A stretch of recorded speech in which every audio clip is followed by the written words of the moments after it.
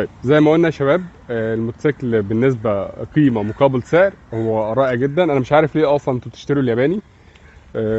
اداء، سرعه، قوه، ماتيريال، توكيل.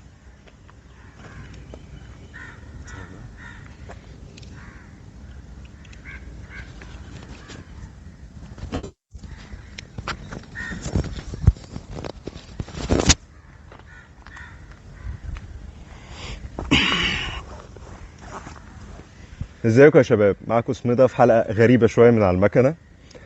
انا بس جاي اقول رسالة صغيرة.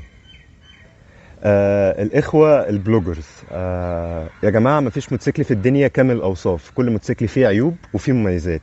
زي الجواز كده، انت بتتجوز بني ادم فيه عيوب فيه مميزات، انت بتاخد باكج متكاملة. الفكرة هنا عشان الجوازة تكمل ان انت تبقى متقبل الاتنين وتبقى عارف الاتنين. فانت النهارده لما تطلع تشكر في موتوسيكل، الموتوسيكل ده كامل الاوصاف، وانا اروح اشتريه والاقي فيه مشاكل، انت كده لبستني. سواء مشاكل من قطع الغيار، سواء مشاكل من الاداء، سواء مشاكل من الخامات، سواء طريقه قول المعلومه بطريقه دس السم في العسل. الخامات كويسه بنسبه 90%. يعني ايه 90%؟ وانت عرفت منين الخامات دي كويسه؟ انت يعني طلعت الشيت بتاع الشاسيه، عرفت ان خاماته كويسه، قريت عنه؟ لا، ده ما حصلش. فنتحرى الدقه في المعلومه، وبلاش نقول العيوب بطريقه دس السم في العسل. اقول العيب صرف واقول الميزه صرف، واليوزر يختار.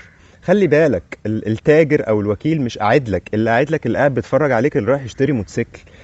90% من اللي بيشتري موتوسيكلات في الوقت الحالي، وخصوصا الموتوسيكلات الصيني اللي مش هنقدر نقول عليها رخيصة الثمن دلوقتي، الموتوسيكل اللي ورايا ده بقى ب75,000 جنيه. 90% منهم يا سالف، يا عامل جمعية، يا مقسط الموتوسيكل. فحرام عليك تلبسه، لان انت لما تقول معلومة بطريقة شيك وتدس السم في العسل عشان تراضي التاجر او تراضي الوكيل، انت كده بتلبس الشخص ده هيدعي عليك.